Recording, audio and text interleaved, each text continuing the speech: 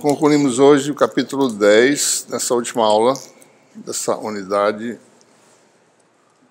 e a gente vai ver essencialmente, a gente falou sobre módulos TE, né, na última aula, mostrar mais ou menos como é que é a derivação dos campos para módulos TM. Vamos falar, mais ou menos seguindo aqui a sequência do nosso capítulo, né?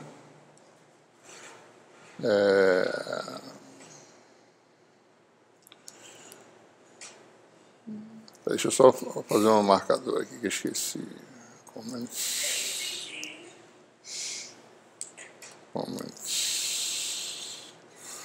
Vamos falar sobre... Cadê, pô?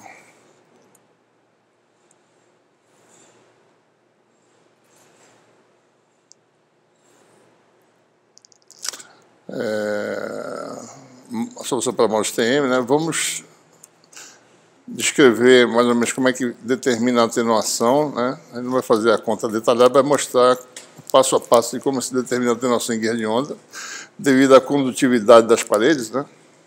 Lembrando que quando a gente resolve o problema de módulos guiados, a gente assume que a condutividade é infinita, né? Que as paredes são condutores ideais, né? A gente vai levar em conta essa condutividade para determinar a atenuação. Vamos falar sobre algumas características, a gente já falou sobre isso na aula anterior, tá certo? A gente vai só mostrar mais ou menos a expressão para potência, né, guiada. Vai descrever mais ou menos isso aqui, né? Como a gente pode visualizar os módulos como uma superposição de ondas planas que refletem nas paredes do guia. E vamos falar sobre o módulo fundamental do guia retangular, que é o módulo TE 10, como a gente falou na aula anterior, e vamos concluir com a análise da dispersão, a velocidade de fase de grupo em guia de onda. Tá? Cadê, rapaz? Back to reading. Cadê meu capítulo 10? Aqui, deixa eu ver. Aqui, né? Deixa eu ver onde é que a gente está aqui.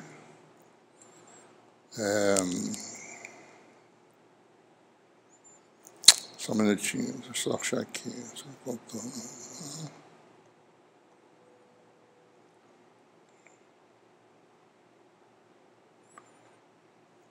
Bom, então,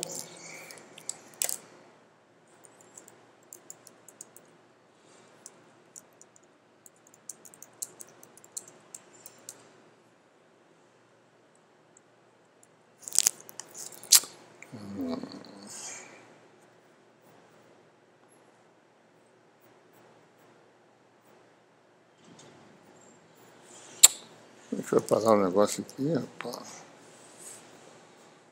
Corte.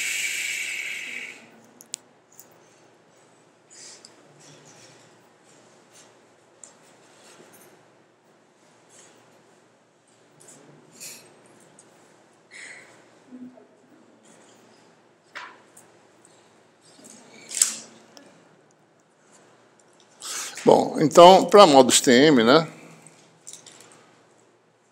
Nós temos aí que o módulo TM é aquele que o campo magnético é... Aqui que eu estou mexendo nas duas coisas ao mesmo tempo. O campo magnético é inteiramente no plano transversal e o campo elétrico tem uma componente longitudinal, né? E é dessa componente que deriva os campos, né? Então você tem aí uma equação diferencial para a componente EZ, e usando procedimento semelhante, né? Ou seja, se você faz EZ, né? Que é uma função de x, y, como uma função f de x vezes g de y, joga na equação, a gente vai ter o mesmo procedimento que a gente teve na aula anterior, né? Vai ter equações diferenciais, e as soluções são geralmente da forma, se a gente for ver, né? Solução geral, né? É algo do tipo, a gente vai escrever assim, seno, né? De kx vezes x menos φx, seno ky menos φy, em que essas constantes são assim determinadas, kx ao quadrado mais ky ao quadrado, por definição, né? É o kc ao quadrado, que é o número de corte, número de onda de corte, né? E aí você tem aí o guia de onda, e você agora aplica as condições de contorno, né? Então, as paredes de guia de onda, em que o EZ é sempre, que é Y, né, no caso, que é X, e Z está saindo do quadro, né? Então, o E está sempre saindo do quadro, ele é sempre tangente às paredes.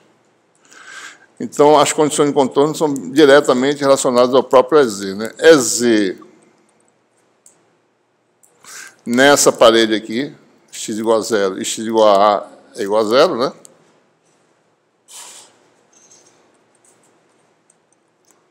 X igual a A, que é essa, aqui é x igual a 0, né? X igual a 0, aqui é x igual a A. Aqui é y igual a 0 e aqui é y igual a B, né? Então, é z de AY igual a 0, é z de y igual a 0, qualquer que seja x é 0, e mais um aqui é z em y igual a B, também é igual a 0. Ou seja, tudo isso é igual a 0. Todo mundo é 0, certo? E com isso fica fácil, por exemplo, né, você pega aqui, se você faz x igual a 0 aqui nessa equação, né, primeira contínuo contorno, você vai ter seno, isso aqui é um número que varia, isso aqui é uma constante, e vai ter um fator que é seno de φx vezes o sinal, certo? Menos seno de φx igual a 0, né? E você vai ter o quê, né? O φx, um múltiplo qualquer de π, né? Incluindo m igual a 0, tá certo? Mesma coisa, se eu fizer y igual a 0, vamos provar que φy é o múltiplo de π. Na verdade, essa constante pode ser feita igual a 0 sem perda de generalidade, tá certo? Se eu colocar, por exemplo, o fator π aqui, só faço mudar o sinal da função seno. Menos π, né? Da seno de kxx com sinal trocado, certo? Menos 2π ou mais 2π vai reproduzir a função. Então, sempre eu vou ter a mesma função multiplicada por um sinal. Então, esse sinal pode ser jogado aqui na constante. Então, para todos os efeitos, essas duas condições de contorno, em x igual a 0, na parede da esquerda, e em y igual a 0, na parede de baixo, fornecem uma solução desse tipo, e eu posso escolher φx igual a φy igual a 0, né? Sem problema nenhum, tá certo? Então, eu já satisfaço duas condições de contorno com isso. Minha solução passa agora a ser EZ, igual a uma constante, né? Seno de kx vezes x, seno de ky vezes y. E quando eu aplico as condições de contorno agora em x igual a A, por exemplo, né? Então fica uma constante, seno de kxa, qualquer que seja y, né? Seno de ky, y, igual a 0. Para ser não nulo, eu preciso forçar que isso aqui seja um múltiplo de π. Né? Daí eu tenho só para certos valores do kx que eu vou ter uma solução, né? Incluindo m igual a 0 também, tá certo? Pode ser que m igual a 0, bom, se m for 0, poderia ser, mas se m for 0, eu vou zerar a solução para EZ. Então, m tem que ser só um número diferente de 0, inteiro. 1, 2, 3, etc. É diferente do modus TE, certo? O modus TE tinha a possibilidade de ter um número inteiro 0. Aqui não tem. Porque se eu tiver um número 0, é z igual a 0, todos os campos são nulos, né? Se é z for 0, todo mundo é 0, certo? Não pode, né? Da mesma forma, aplicando a condição de contorno em y igual a b, eu vou mostrar que kyb vai ser um número inteiro, vezes π, e esse número não pode ser 0 de novo, para não zerar a solução, então você tem n igual a 1, 2, 3, etc. E com isso, nós determinamos novamente o nosso número de onda de corte, né? Que é a raiz quadrada de kx ao quadrado mais ky ao quadrado. O kx agora se torna um número certo, várias possibilidades, né? M π sobre A, e ky n π sobre B, m variando de 1 em diante, inteiro, e n também, né? Existe um número duplo infinito de possibilidades, né, de valores discretos, né, que você pode ter solução, certo? Bom, com a caixinha de KY estudada, eu obtenho o número de possibilidades para o KC, que agora eu vou botar aqui uma letrinha, tá certo? MN, né? KC é um número que depende, é um parâmetro que depende, além da geometria, dos números MN, né? Raiz quadrada de Castilho ao quadrado, mais KY ao quadrado.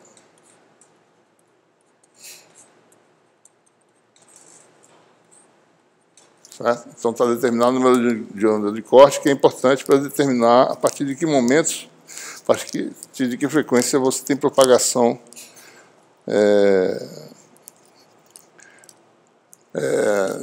no guia de onda, né? Então, o importante é lembrar que aqui nós só podemos ter valores não nulos, né? Porque se tiver um valor nulo, é usar a solução. Essa solução não existe, certo? Então, a frequência de corte, né? Lembrando que isso aqui é o que permite a gente determinar a frequência de corte. Vou lembrar aqui, a gente repetir aqui. O beta, que é os campos propagam com exponencial de menos j beta z, tá? Né? O beta é constante de fase. Então, beta ao quadrado mais KC ao quadrado é igual a número de onda do guia ao quadrado, aliás, desculpe, índice de refração dentro do guia ao quadrado vezes número de onda no vácuo ao quadrado, né?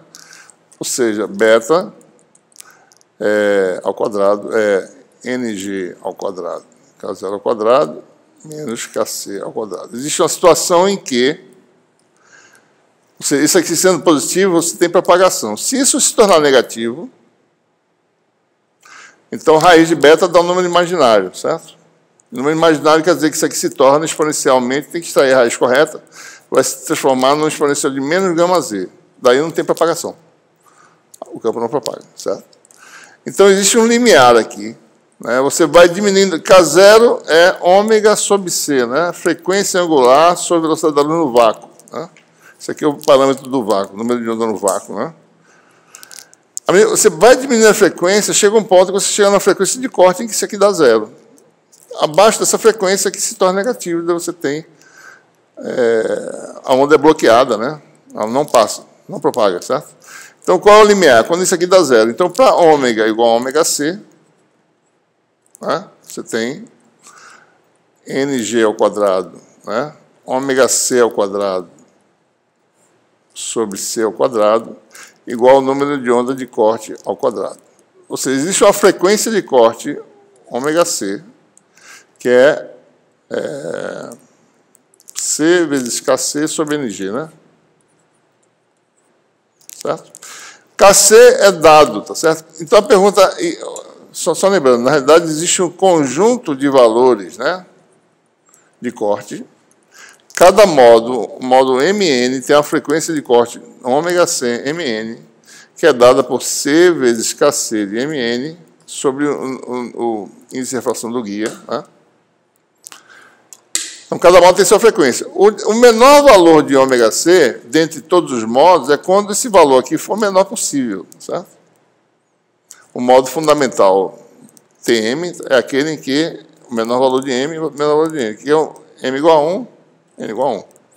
Então, o módulo fundamental do TM é o que tem frequência de corte ômega C 1, né? CKC de 1 sobre NG, certo? E aí você pode determinar, tá certo, essa frequência, né? Isso aqui vai dar C sobre NG, raiz quadrada, né? MP sobre A, que é π sobre A ao quadrado, mais NP sobre B, que é π sobre B ao quadrado, né? Aí você tem... e se você quiser calcular a frequência em Hertz, então você tem 2π, frequência de corte do módulo 1 em Hertz, C sobre NG, vezes essa raiz, né? Então esse π aqui corta com esse π, certo? Você fica aí com a frequência de corte 1 igual a C sobre 2 NG, 1 sobre A ao quadrado, mais 1 sobre B ao quadrado. Certo? Essa frequência de corte de menor possível no módulo TM. Certo?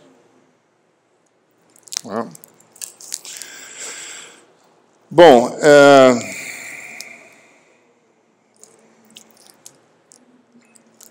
os campos são obtidos... Deixa eu achar aqui rapidinho, peraí.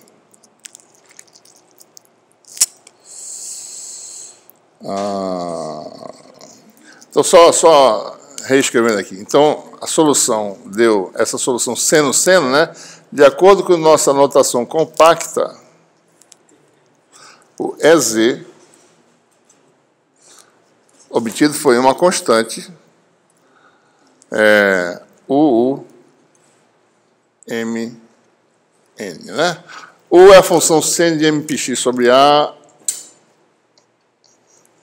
essa primeiro U associada a esse primeiro número inteiro, esse segundo U associado a esse segundo número inteiro.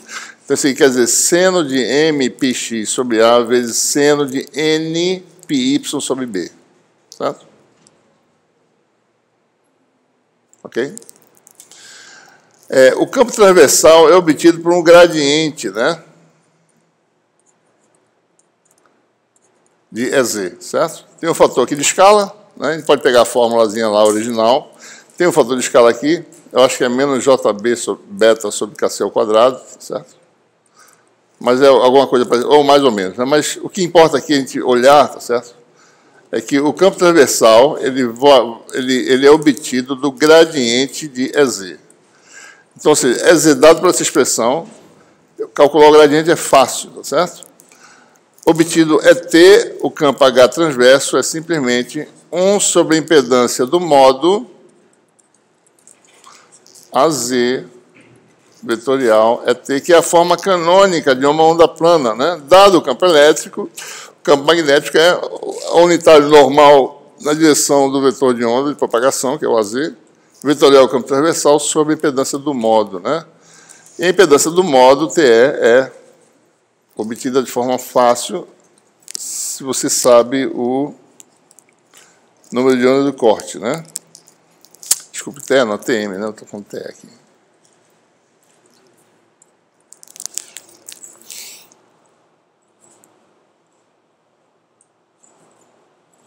É beta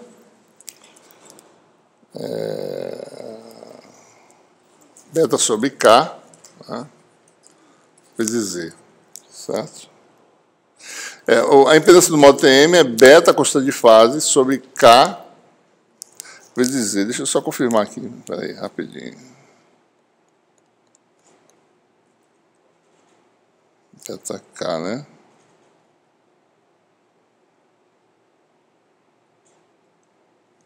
Bom,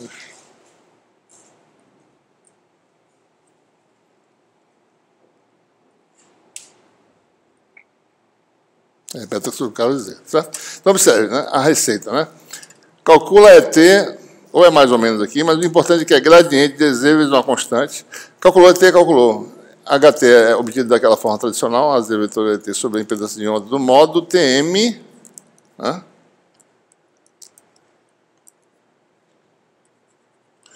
E ZTM é dado por essa expressão. Então, observe, né? Se a gente calcular muita coisa, por exemplo, o ET aqui vai ser como, né? Ele vai ser, a expressão dele vai ser qual? Então, vai aparecer aqui gradiente dessa função, né, derivado em relação a x, vira aqui v, né? Certo? Vai ter uma componente que é VU-MN vezes MP sobre A, né? Que é a fator de escala dentro da função, tá certo? E vai ter uma componente Y que é NP sobre B, o V, né? A Y, tá certo?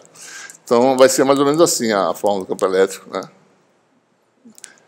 E tem um fator de escala na frente que vem dessa essa definição, tá certo? E com isso fica fácil. O HT, né, vai ter o quê? Se você for calcular, a Z vetorial X vai dar a Y, né? Então, na direção Y vai ter VU. A Z vetorial Y dá menos a X. Então, na direção X vai ter essa função. Então, ele vai ter, aqui na frente, né, algo assim, NP sobre B, UVMN AX, né, com um sinal na frente. Só estou mostrando a forma geral, para a gente poder identificar e entender por quê, né? Mais MP sobre B, ou menos, né? Depende lá, VU, a Y, né? Sobre A. Oi? Sobre A. Acho que está errado tudo aqui, deixa eu ver. Aqui foi...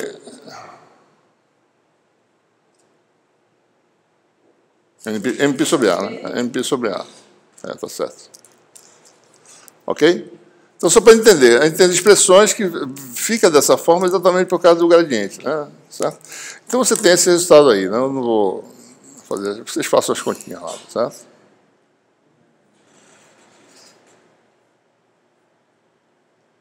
Só, se a gente calcular aqui, tá certo? Só, deixa eu botar aqui o resultado. Pronto, aqui está aí, VU, V, né? Campo E transversal, ele tem um fator de escala na frente, certo?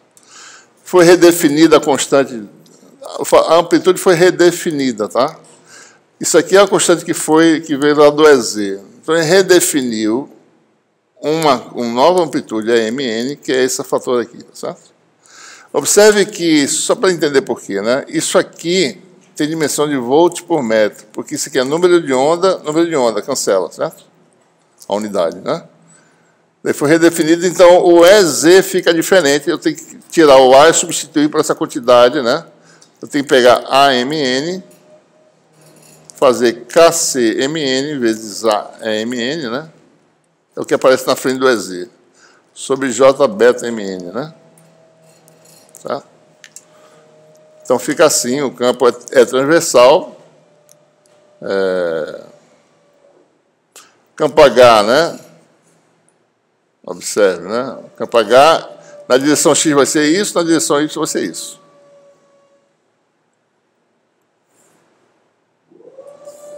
Certo? Impedância de onda, né?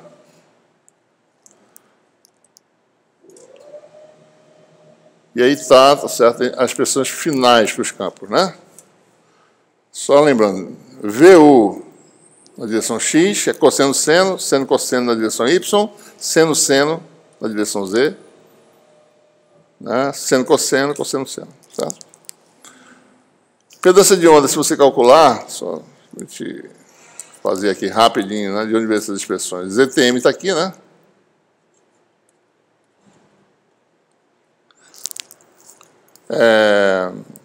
O beta, né? É K2 menos KC ao quadrado, né? Sobre K2. Isso aqui é raiz quadrada, né? Sobre K2 não, sobre K.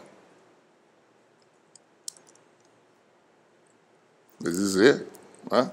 Se eu colocar o K aqui para dentro, vai ficar ZTM igual a raiz de 1 menos KC ao quadrado sobre K ao quadrado, vezes Z. Isso aqui é a razão entre a frequência de corte, né? Deixa eu ver onde é que ela está aqui. Ela foi lá para trás. A razão entre o número de onda de corte e a frequência de corte e o número de onda é a frequência normal. Isso aqui é FC sobre F, tá certo? Se eu quero saber se eu não deixei de lado, é isso mesmo, acho que é isso. ZTM vai dar 1 menos FC sobre F ao quadrado, né? Vezes Z, certo? TM, né? Deixa eu ver uma coisa aqui rapidinho, peraí. Cadê? Modo TM. Certo? Então, a impedância de onda do modo TM é menor, né, do que aquela de um espaço aberto com as mesmas propriedades, né? Espaço aberto com material tendo permeabilidade μ e permissividade ε. A impedância Z, que é a raiz de μ sobre ε, né? Então, no modo TM é menor e no modo TE é maior, porque é Z sobre esse fator, certo? O que eu posso falar mais aqui no modo TM? Bom, essencialmente é isso. Bom, só a gente falando aqui rapidamente, como é que é a potência guiada pelo modo, né? O vetor de Poynting, né? É um meio de E vetorial H conjugado, né? Certo? A potência guiada no sentido Z é o SZ, certo? Um meio, né? De E vetorial H conjugado escalar a Z, né? Certo? Só lembrando, né? Quem é o H, né? O H, a gente sempre usa as mesmas expressões, tá? O H Observe que a componente Z do E não fornece contribuição para esse SZ, tá certo? Né? Porque a componente longitudinal dá um vetor transverso para o escalado a zero, né? Então, só quem contribui para o fluxo de potência no sentido Z são as componentes transversais. Tá certo? O H transversal é o quê? 1 sobre Z, AZ, vetorial, ET, né? É transversal, certo? Então, se eu faço E vetorial H conjugado, vai dar só a componente transversal, né? ET vetorial HT, vai dar 1 sobre Z conjugado, né? Certo?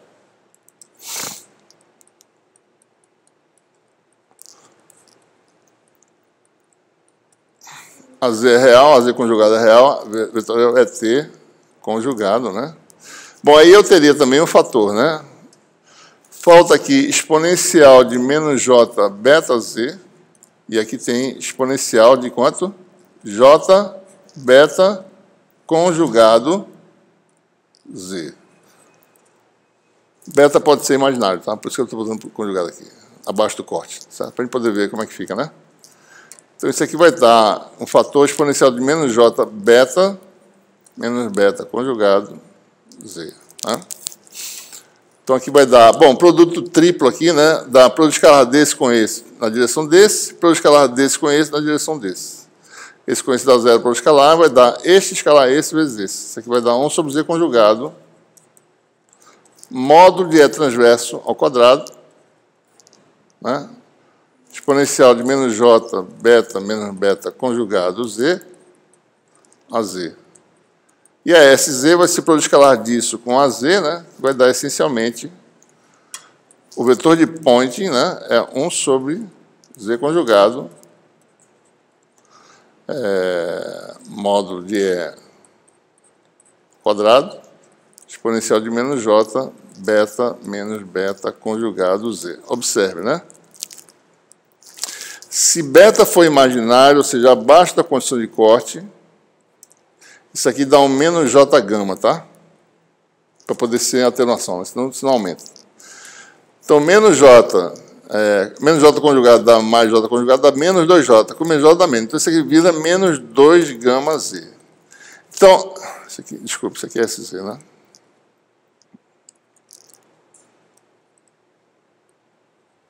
Ou seja, então a densidade de potência cai com esse fator. Tá? Não há propagação, tá certo? Porque não tem fase, né? Tem uma queda, né? Então a densidade de potência cai. Se você tem um guia de onda, né? Você entra com a densidade de potência S0, depois de um certo ponto, ela caiu, tá certo? Para SZ, né? E à medida que você vai, de repente não tem mais nada, certo? Não quer dizer que esteja fluindo potência, não. Quer dizer que existe uma região de existência de campo, tá certo? Armazenando energia, mas não dando potência ativa, fluxo de potência ativa. Tá certo? É claro que se eu botar sua anteninha aqui, eu vou pegar um pedaço dessa energia. Mas se eu botar aqui, eu não consigo pegar, certo? Desapareceu, né? Então, por isso que a gente diz que a onda não propaga. Isso aqui pode ser muito rápido, depende da frequência, tá? Pode cair rapidamente, de repente, em 2 começos de onda já caiu. Já não tem mais energia, certo? Tá? Bom, então, acima do corte, né, acima da condição de corte, o SZ, né, assumindo um guia sem perda, isso aqui é real, né? Então, SZ, isso aqui dá zero, beta e beta conjugação iguais, então, SZ simplesmente, a densidade de potência é o quadrado, faltam 2 aqui, né? O quadrado do campo elétrico, né?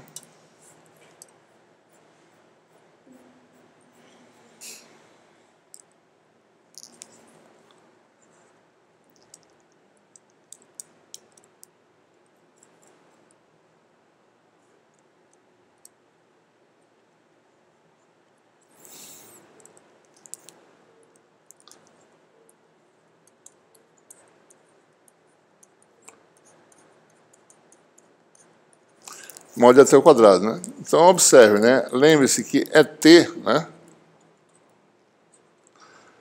É o quê? VU a x, não é isso?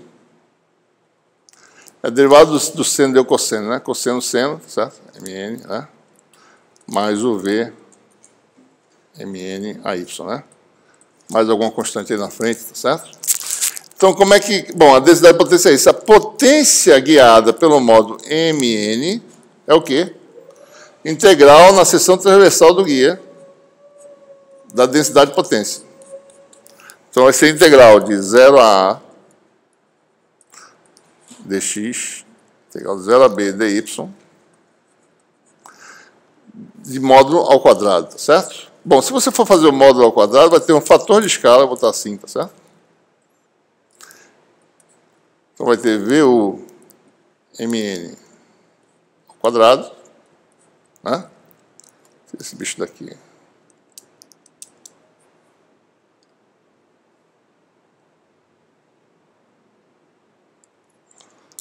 Ok? Mais o V MN ao quadrado, né?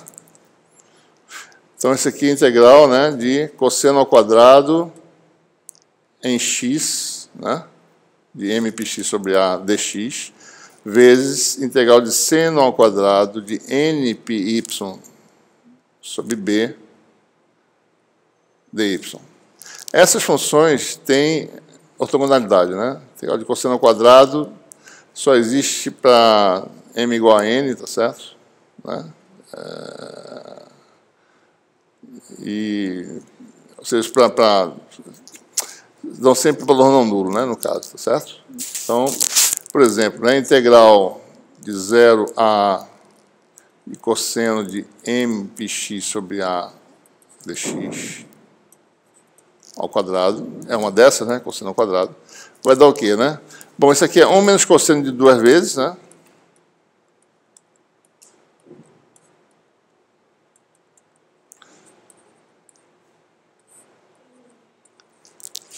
Observe que m não pode ser zero, porque se fosse modo TE, poderia ter m igual a zero. Seria integral de 1 dx daria A, certo? Podia ser esse caso. Aqui não tem, que sempre é não nulo. Então, aqui já garanto que o resultado vai dar quanto? A integral dessa função dá zero. Né? De 0 a A, certo? Se for calcular, dá a integral da seno, né? Seno em 0 dá 0, seno em A dá 0. Então, dá 0, certo? Então, fica só 1 meio de dx, que dá A sobre 2. Então, a integral de V dá A sobre 2, a integral de U também dá A sobre 2, então aqui dá A2. A integral dessas duas, né, vai dar A2 sobre... A2 não, desculpe. Uma dá A sobre 2, a outra dá B sobre 2. Então, vai dar AB sobre 4, né? E a outra também vai dar proporcional a AB sobre 4 e vai ter uns fatores na frente, tá certo? Eu esqueci de botar aqui, tem um fator aqui na frente que não é só isso, né? Tem um fator na frente. Então, vai ter sempre a área, um fator de 4 e vai ter algum fator, né? Então, você tem aí o resultado, mais ou menos, como é que calcula isso aí, certo? Né? A B, então, aparece o quê? A impedância embaixo, né?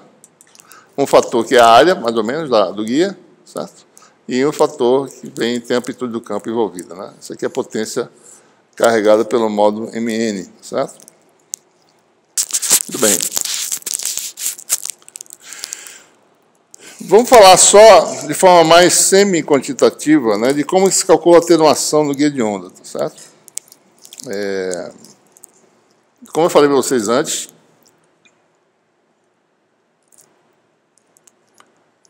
calcular a solução exata num guia real em que tem condutividade que não é infinita, né, seria um problema praticamente impossível, certo? Para resolver. Então, a técnica que a gente utiliza aqui é o quê? A gente pega um guia de onda, né, admite inicialmente que as paredes são perfeitas, condutores perfeitos, né? Quando o condutor é perfeito, certo? Tem uma propriedade importante. O campo E tangencial é zero no condutor perfeito e o campo H normal é zero no condutor perfeito. Isso só acontece para condutores ideais. Certo? Então, se eu não fosse fazer isso, eu ia ter que entrar dentro do condutor e calcular os campos dentro do condutor, fazer condição de contorno, ia ficar um problema descomunal, certo? Então, a gente assume primeiro condutores perfeitos e agora a gente vai calcular perdas usando essa solução de condutores perfeitos, certo? O que acontece, né? Bom, se você tem um condutor que é imperfeito, o que acontece, como a gente fez essa análise anteriormente? Você tem aí normal que sai do condutor, né?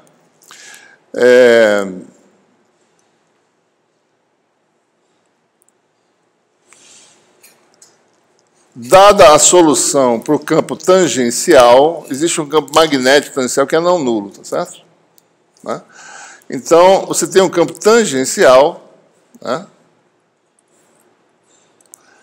certo? Que é calculado da solução ideal, e o que acontece, como a gente mostrou anteriormente, existe uma pequena componente tangencial ao condutor do campo elétrico, né, no metal, que a gente vai chamar, que é obtida, de acordo com a nossa análise feita anteriormente. Isso aqui vai dar menos Z do metal, a impedância de onda do metal, N vetorial H, não é nem HT, vamos chamar de H no metal, tá certo? Que ele é inteiramente tangencial, né? H no metal, tá certo?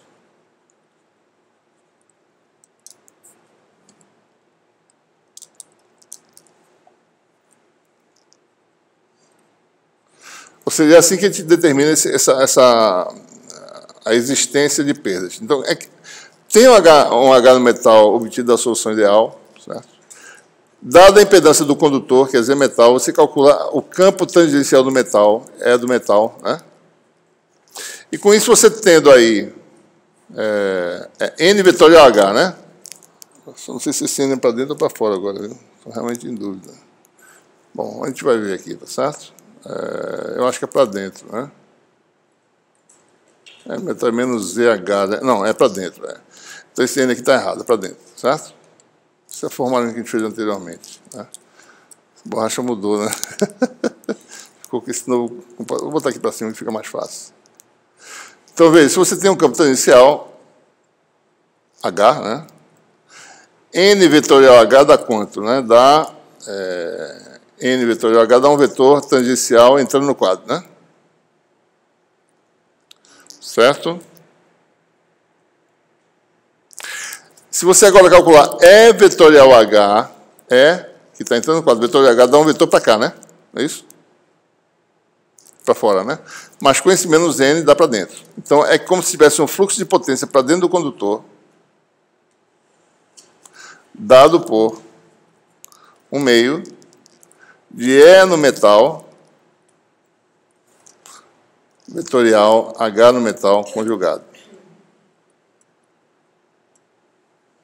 E assim calcula, certo? Então, veja, como calcular essa potência que flui aqui para dentro, o que é dissipado, vai ser essencialmente obtido desse vetor de Poynting, você vem com a solução ideal obtida, que é um problema que a gente acabou de resolver. Quem é o H tangencial? Calcula o campo tangencial do metal, que ele vai ser pequeno, mas tem a ver com essa impedância do metal, que nós já mostramos anteriormente. Isso aqui vale vale a resistência de folha, 1J. A resistência de folha é dada por 1 sobre sigma profundidade de penetração no condutor, certo? Então, é assim que a gente calcula, né? A gente mostrou anteriormente que isso era assim que a gente obtinha as perdas, certo? Você calcula isso, bom, você tem a densidade de potência, certo? Se eu usar essa relação aqui, vai dar, tá certo? Fazendo novamente o produto tipo, isso aqui vai dar o quê? 1 sobre 2 Z metal conjugado. É melhor fazer em termos do campo magnético, né, que ele é dado, tá certo? Isso aqui vai dar 1/2 de Z do metal. Isso é potência complexa, tá? Módulo de H do metal ao quadrado. Certo? Então, essa expressãozinha que a gente obtém, né? Como é que você determina a dissipação de potência? Calcula esse vetor de Point aqui no metal. Que é um vetor que vale Z no metal, a impedância do metal é conhecida, sobre 2, módulo de H tangencial, né, no metal, ao quadrado, no sentido para dentro do condutor. Certo? E com isso eu posso calcular, tá certo? Numa área qualquer, né? Então observe, né? Eu tenho aqui um pedaço de guia de onda, certo?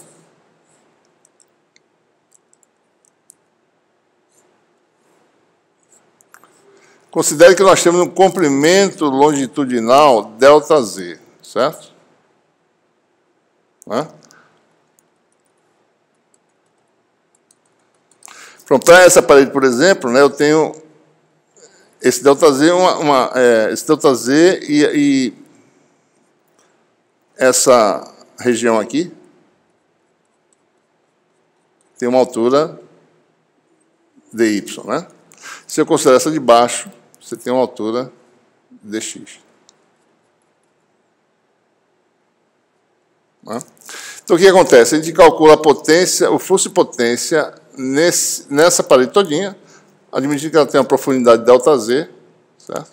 Então, isso vai me dar uma perda de potência ΔP, né? Se eu calcular nessa parede, mais nessa, eu tenho a perda de potência num comprimento ΔZ, né? Isso aqui é calculado como o fluxo do vetor de Point, né? Por exemplo, só por exemplo, né? X igual a 0, ΔP na parede x igual a 0 é o quê? É o potência ativa, né?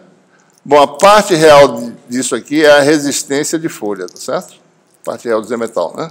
Então, a potência ativa vai ser integral, resistência de folha sobre 2, HT x igual a 0, y, ao quadrado, dy, integral de 0 a b, né? Daí você faz isso aí sobre 2, está faltando alguma coisa aqui? Não, né? Faz essa integral aqui, tá certo? Bom, não, falta vezes ΔZ, tá certo? Então, essa é a potência dissipada na parede x igual a 0, certo? Em x igual a A, qual é a potência dissipada? É a mesma, por simetria. Esta é igual a essa, certo? Então, a potência dissipada em x igual a 0 e em x igual a A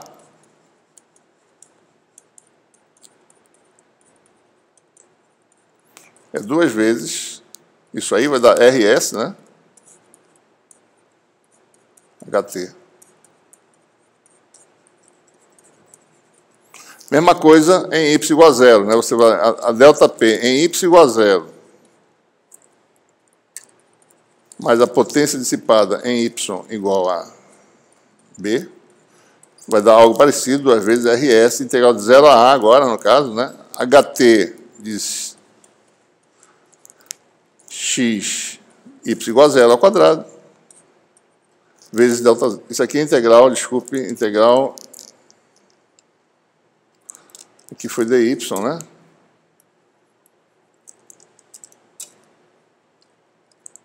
Aqui foi dx, vezes ΔZ, né? Então, você calcula essas quantidades, você tem a perda de potência ΔP total, né? Por unidade de comprimento ΔZ, a gente calcula essa quantidade, certo? Né? Isso é conhecido. Então, essa é a forma de calcular, tá certo? Essa receita, né? Então, conhecido ΔP, ΔZ, quem é a atenuação? Eu conheço, porque acabei de calcular isso aqui, integral, né? Integral na parede x igual a 0, x igual a 0 multiplicado por 2, Usei a componente tangencial do campo em cada parede, fiz integral A, né? E tem a resistência de folha que é conhecida. Bom, como é que eu calculo a atenuação? Bom, a gente admite que P decai no guia devido à atenuação das paredes de forma exponencial, né? Menos 2 alfa Z. Certo? Por que menos 2? Bom, o campo cai com exponencial de menos alfa Z, a potência cai com menos 2 alfa Z. Certo? Ora, então isso aqui quer dizer o seguinte, que dPdZ, né, para pequenas, se a queda for bem suave, né? Isso aqui é verdade, dPdZ vai ser menos 2 alfa, né? Vezes a própria função P. Né? Certo? Então, observe, né? Essa dá uma forma de calcular, tá certo? A constante de atenuação. Se eu souber essa taxa de variação e calcular a potência na entrada do guia aproximadamente, num plano de referência qualquer, admite que a potência é P0, certo? Então, eu tenho que alfa é 1 sobre P, menos 1 sobre P0 dP dZ. A potência de entrada eu acabei de mostrar como calcula, é a integral de superfície, né? Certo? Que é a integral de U ao quadrado, aquilo que a gente acabou de fazer. Isso aqui é quem? Bom, dPdZ é negativo, então menos dPdZ é positivo. dPdZ é a potência absorvida na parede por unidade de comprimento, que eu acabei de mostrar como calculo, usando a resistência de folha. Certo? Então, calcula esse parâmetro, calcula a potência de entrada, você tem, então, a constante de atenuação. Certo? Essa é a forma de fazer. Né? Eu estou fazendo isso porque a conta dá um trabalho razoável. Né? Então, só mostrando como é que faz. Tá certo? Mostrando só o roteiro aqui para vocês. Né? Aqui mostra como calcula, tá certo? Né? Os vários passo a passo, até você chegar no resultado para... Bom, aí tem... Vou passar isso aqui porque aqui está o ΔP, ΔZ, dá mais ou menos isso aqui, sabe? Mas no final é uma conta simples, tá? Quer dizer, você vai simplificando até chegar no final. Bom, a dependência de frequência aqui tem um exemplo do modo TEM0, né? Deixa eu ver se tem uma expressão final aqui. Bom, dá essa expressão aí, né? Só quero mostrar para vocês que é uma função meio complicada da frequência, né? Ou seja, a atenuação varia com a frequência, certo? E se a gente for avaliar direitinho, certo? Isso aqui cai com a frequência, essa função complicada aqui, ó. Tem a frequência aqui embaixo, tem a frequência aqui, né? Tem a geometria, tem a condutividade, tem todos os parâmetros. A geometria do guia, assim por diante, tá certo? E para modo STM também tem uma conta, cada um tem os seus... Para cada modo você tem uma dependência característica com a frequência, tá certo?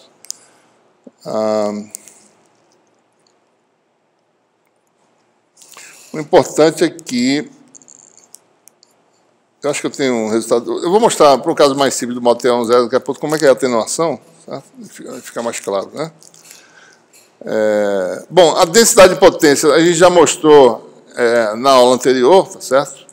A gente acabou de falar, né? Vai dar as densidades de potência são o V ao quadrado, VU ao quadrado, etc., para TM ou para TE, depende, né? E você integra na área, você tem expressões, e você gera essas distribuições de intensidade, né? Que a gente comentou na última aula, tá certo? Isso aí já pode passar, essa parte, né? Uma outra coisa interessante é que a gente vai falar sem provar direitinho, tá certo? É que os módulos no guia de onda, no fundo, são superposição de ondas planas, né? Você pode mostrar, certo? Que tudo se passa como se você tivesse ondas planas ricocheteando nas paredes, né? Tá? Desse jeito. Porque, veja, as funções são o quê? Cosseno e seno, né? As funções que compõem os vários módulos, certo? Cosseno é a combinação exponencial complexa, certo? Seno também. Se você faz as contas direitinho, você vai ver que vai ter uma onda que está indo para um caminho e outra que está indo para baixo, né? Na verdade, a coisa para o modo MN é mais complexo o negócio, né? O modo MN, certo? A onda vai ricocheteando desse jeito, certo? Dessa forma, né? É como se ela ricocheteasse desse jeito aqui, tá?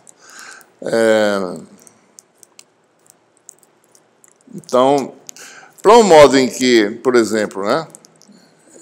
Quem é que determina esses ângulos, essas coisas, né? Vamos só falar aqui, por exemplo, de um modo simples, em que o modo TE10, que a gente vai falar já, certo? Né? O número de onda de corte, né? É MP sobre A, que é 1, né? É π sobre A, certo? Mais NP sobre B, raiz quadrada, M igual a 1, né? Então, isso aqui é como se fosse a componente x desse vetor, dessa onda, do vetor de onda da onda, né? Ela vai ter uma componente transversal, que é Kx, que é π sobre A, e uma longitudinal, que é a constante de fase, né? Então, o motel 0 é como se fosse composto de duas ondas planas, se propagando com um ângulo aí de desvio θ, né? Cuja tangente vale essa componente Kx, que é o valor de Kc, no caso, né? π sobre beta A, né? Certo? Observe, né? Quando a frequência vai sendo diminuída, certo? A frequência é muito alta, beta começa a ficar muito grande, né? Então esse θ começa a ficar pequeno, certo? Frequência alta, o beta aumenta, né? Se você reduz a frequência, certo? A gente pode chegar em que valor de beta? Antes da transição? No corte, beta é quanto? O beta é real, ele vai virar complexo. Para ele virar complexo, tem que passar por um valor. Que valor vai ser esse? Beta igual a zero, certo? Então, beta igual a zero é tangente de infinito, né? E θ igual a π sobre 2. Então, à medida que você se aproxima do corte, essas ondas planas vão ficando desviadas cada vez mais, assim, ó, a chegar ao ponto de θ igual a π sobre 2. Fica fazendo isso aqui, certo? Não propaga, né? Então, observe, então, isso dá para a gente raciocinar algumas coisas usando esse ponto de vista, né? Quanto mais próximo do corte a frequência, né, mais o ângulo aumenta, né, da onda plana, mais reflexões ocorrem, aumenta o quê? A atenuação, né? Porque interage mais com a parede, digamos assim, certo? Mais reflexão. Então, a atenuação aumenta à medida que a frequência diminui, certo? Então, a atenuação vai diminuir à medida que a frequência aumenta. Mesmo se a gente fazer as contas, a gente vai deduzir isso aí. Essa propriedade é importante, certo? Então, é bom você ficar longe do corte, né, para você poder perder menos potência, certo?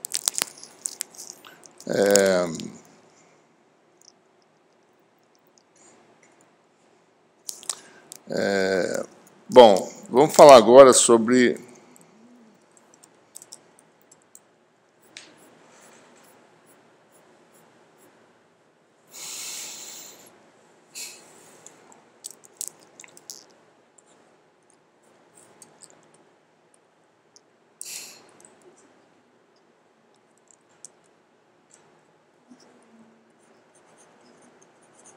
um modo fundamental do guia retangular.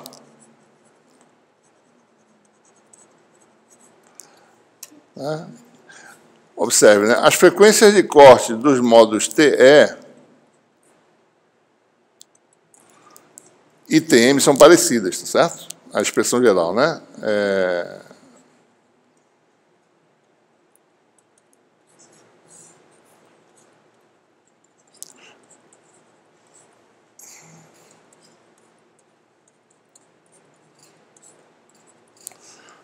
São obtidas desse parâmetro fundamental, que é o número de ondas de corte. Eita.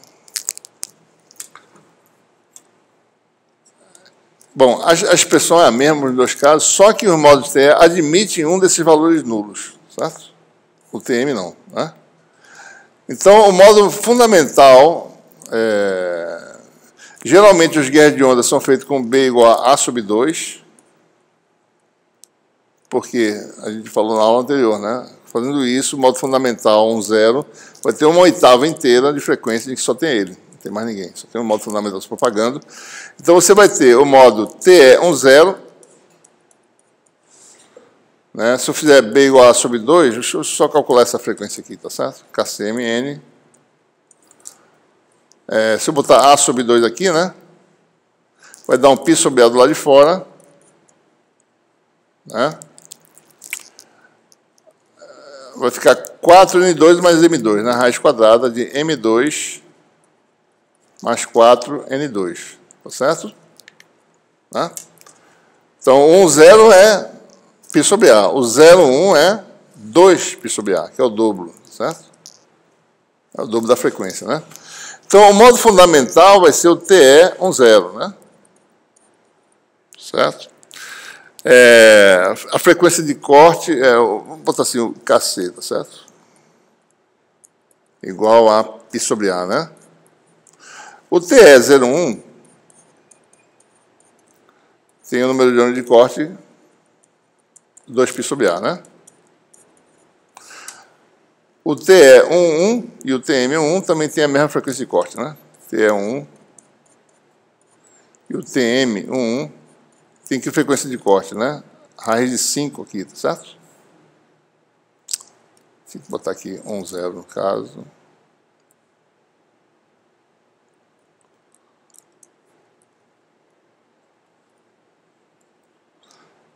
O número de ônus de corte vai ser agora raiz de 5, que é maior do que 2, né?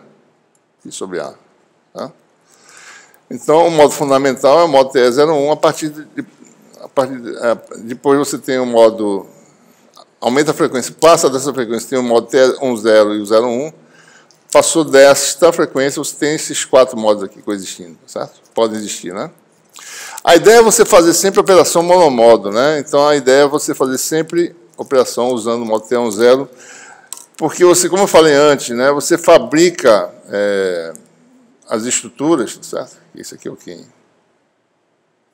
Esse aqui já passou, né? Deixa eu passar para cá. Você fabrica os seus guias de ônus para eles terminarem, né? Você, às vezes, precisa fazer junções com cabos, às vezes, tá certo? Você bota um cabo coaxial específico aqui e tem uma sonda que penetra no guia de onda, né? Então, observe que esse aqui está no meio, né? O modo TE10, ele tem um campo EY que faz assim, ó. Se for ver a expressão dele, né?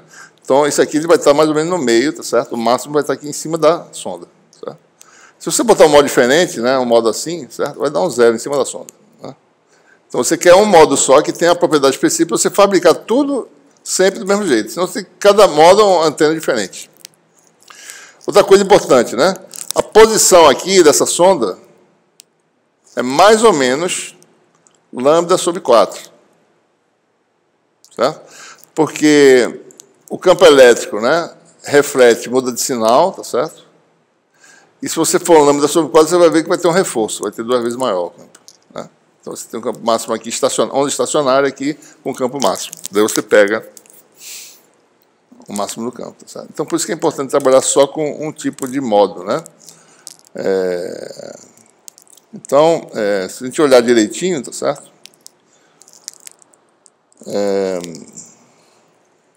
Frequência de corte, né?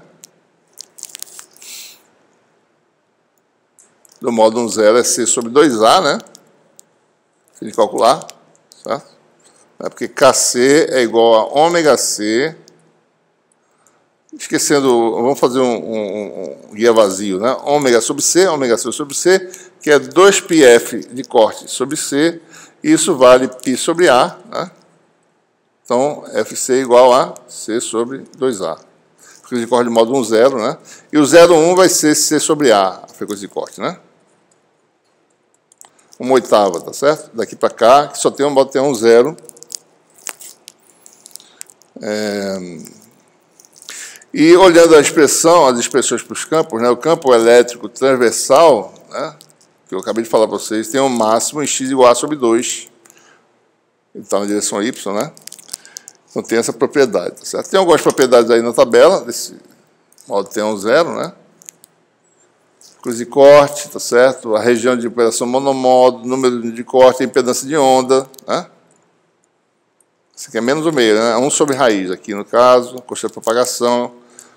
comprimento de onda no guia, né? 2π sobre beta, certo? O comprimento de onda no guia é maior do que do vácuo, tá certo? Porque isso aqui é raiz elevado a menos 1, né? Esse número aqui é maior do que 1, certo? Expressões para os campos, né? E todas as expressões importantes aí para o modo 1,0, tá certo? Inclusive a atenuação também, né? E aqui mostra essa função para o modo T1,0, né? Como é que ela se comporta com a frequência, né? A atenuação cai, como a gente falou, né? Porque vai reconstituindo mais, né? À medida que o corte se aproxima do corte. Então, a atenuação cai, né? Isso aqui é quando, o limite da frequência de corte, né? Isso aqui é quando começa o novo modo, né? Então, se estiver bem perto aqui dessa região, você tem a atenuação bem baixa, certo? Diminui bastante. Bom, vamos agora falar sobre essa propriedade que as estruturas guiantes têm, né, de causar dispersão em sinais, certo? Né? Esse fenômeno é chamado de dispersão de guia de onda, né?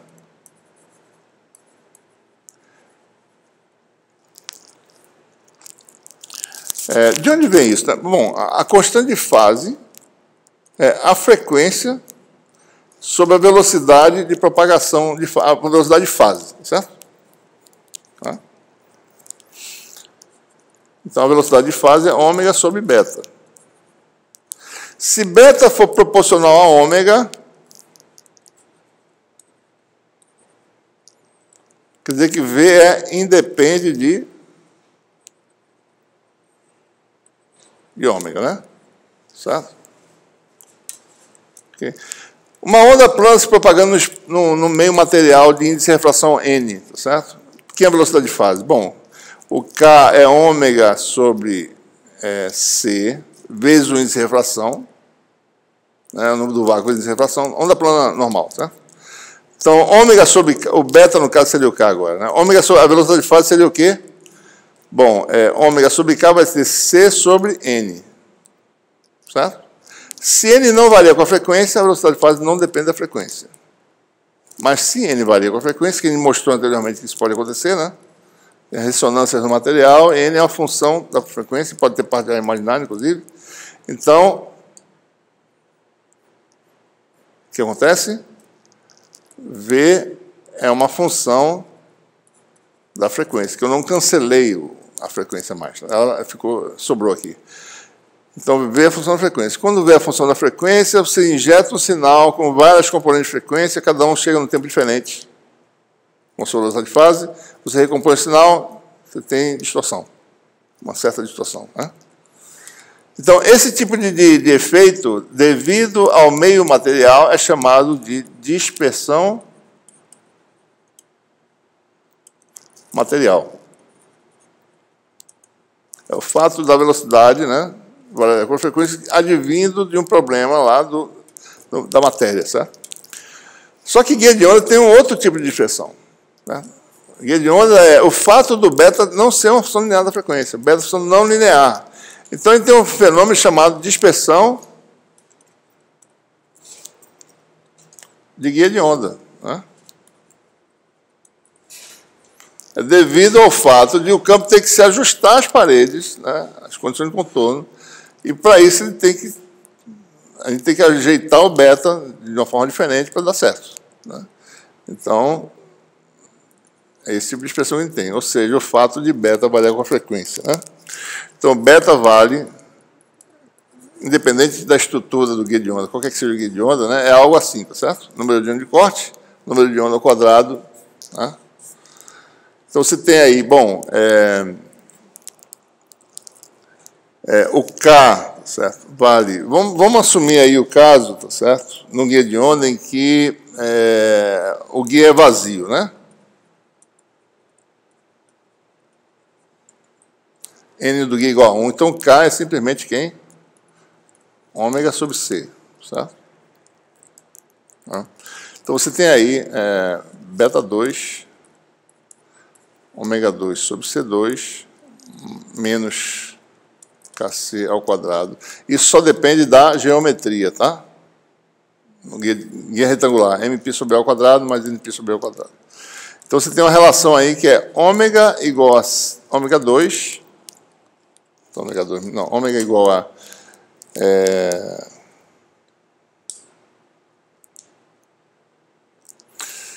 beta c ao quadrado mais kc vezes c ao quadrado, né? Bom, isso aqui, kc a gente falou que pode redefinir em termos da frequência de corte de ômega c. É ômega c sobre c. Então, isso aqui é ômega c ao quadrado, certo? Então, isso aqui está errado, né? Isso aqui é ômega ao quadrado, né? Então, você tem ômega ao quadrado igual a beta c ao quadrado mais ômega c ao quadrado, né? Ou seja, ômega raiz, né, positiva, né? Vamos botar frequências positivas, beta c ao quadrado mais ômega c ao quadrado. Ou seja, ômega é uma função não linear de beta, né?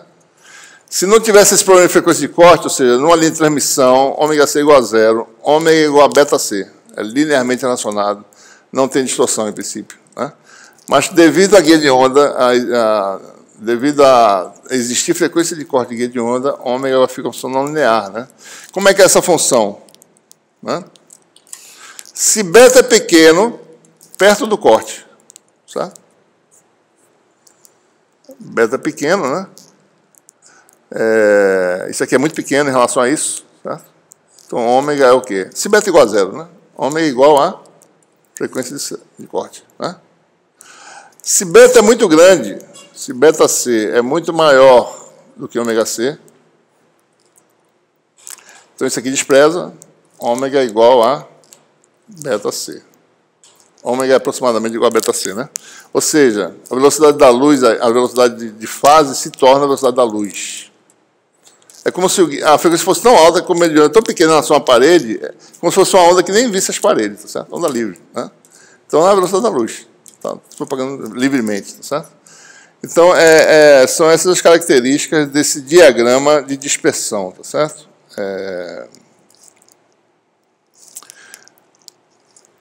Eu vou desenhar aqui no final, antes de fazer isso. Bom, nós temos essa relação. Bom, então você tem, bom, quem é a velocidade de fase, né? Ômega sobre beta, certo? Eu posso escrever aqui, tá certo? Beta em função de ômega, né? Isso aqui é ômega 2 sobre C2 menos ômega c ao quadrado sobre C2. Beta é igual a 1 sobre C, né? Ômega 2 menos ômega c ao quadrado, raiz quadrada, né? Posso escrever assim também, certo? Então, ômega sobre beta vai ser essa função aqui, certo? Ômega sobre beta é pegar ômega, dividir por isso, vai dar a velocidade de fase, que vai dar o quê, né? C vai para cima, né? Bota ômega 2 em evidência, cancela, vai ficar 1 menos ômega c sobre ômega ao quadrado, raiz. Velocidade de fase do modo é maior do que a velocidade da luz, certo? Velocidade de fase é maior que a velocidade da luz. C sobre esse número aqui, que é menor que 1. Tá? Tá? Por quê, né? Bom, vamos ver aqui por quê.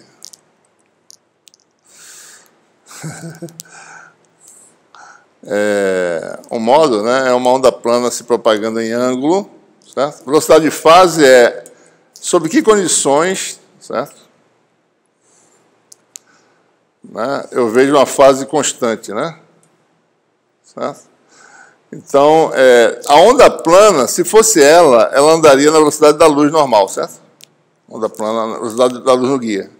A gente decompõe o modo guiado em ondas planas, a onda plana faz isso. Mas essa onda que viaja aqui, para manter a mesma fase da onda plana, certo? Se esse aqui anda L, o modo guiado ele tem que andar mais do que L, né? Esse aqui é maior do que L, certo? No mesmo tempo. Então, a velocidade de fase do modo guiado, né, é maior que a da luz, por causa disso. porque a onda plana está na velocidade da luz e essa fase, né, se mantém constante se eu for mais rápido que a velocidade da luz. Essa é só uma coisa fictícia, né? É um observador fictício que se moveria para alcançar a mesma fase. Isso quer dizer, a velocidade de fase é isso, né? Então, em resumo, a velocidade de fase é C, né, sobre raiz de 1 menos, né? Ômega C sobre ômega ao quadrado. Bom, a velocidade de propagação do sinal é a velocidade de grupo, né? Se a de fase é ômega sobre beta, né, a de grupo é d ômega d beta, certo? Né? Vamos ver aqui. Bom, então nós temos aí beta 2, né? Eu tenho aqui a relação agora em que eu fiz, né? Deixa eu ver, a relação mais simples aqui possível. É essa aqui.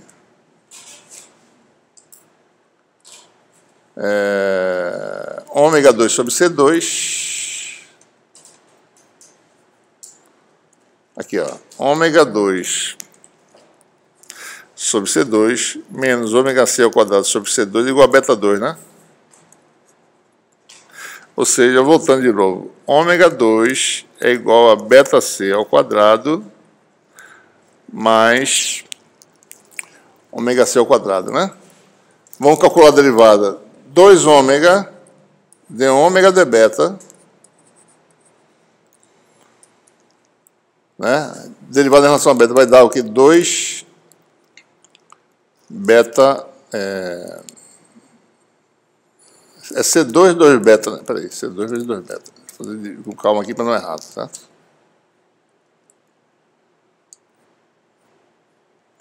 Dá a constante C2 vezes a derivada de beta, que dá 2 beta, né?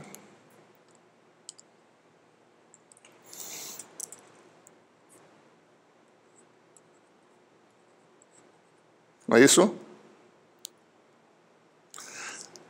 Então, vem para cá. Isso aqui vai dar o quê, né? 2 cancela, vai ficar ômega d beta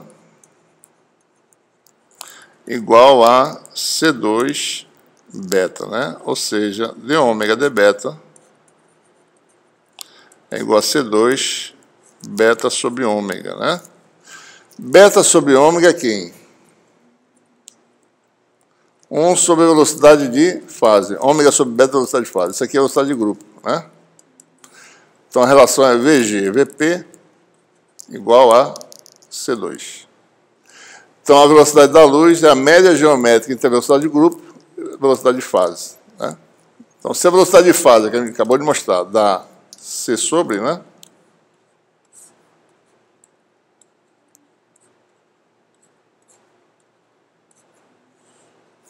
A de grupo vai dar C vezes.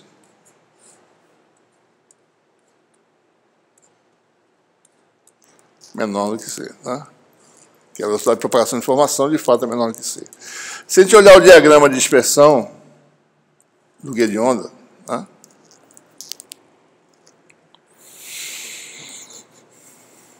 Mais ou menos isso aí, certo? Aqui está o diagrama de dispersão, ômega em função de beta, certo? Que é essa função raiz, né? Quando o ômega é muito grande, isso aqui se transforma numa reta que se aproxima assintoticamente da relação de dispersão de uma onda plana no espaço livre, no caso, né? Admitindo o meio de preenchimento vazio. Então, as relações de dispersão são iguais, praticamente, né? E a curvatura começa aqui, quando você chega perto do corte, chega um ponto em que beta é igual a zero, não tem propagação mais. A frequência de corte é o valor menor possível de propagação no guia, né? Velocidade de fase é a razão, né? Pega um ponto de frequência ômega, pega o valor de ômega sobre beta, e essa declividade, né, dá a velocidade de fase, certo? Que é maior do que a da luz, porque a da luz é a declividade dessa reta aqui, certo? Então, sempre a velocidade de fase é maior, né? Se torna infinita a velocidade de fase perto do corte aqui. São aquelas ondas que estão reconstituindo, você, para pegar a fase constante, tem lá longe no guia de onda, que o plano de fase constante está praticamente horizontal, né? Então, você está aqui praticamente com velocidade de fase infinita para poder, né, alcançar a fase, certo? E a de grupo é sempre a derivada, que você se observar, está sempre em declividade menor que a da luz, a declividade fica igual a da luz lá, frequência muito alta. Certo?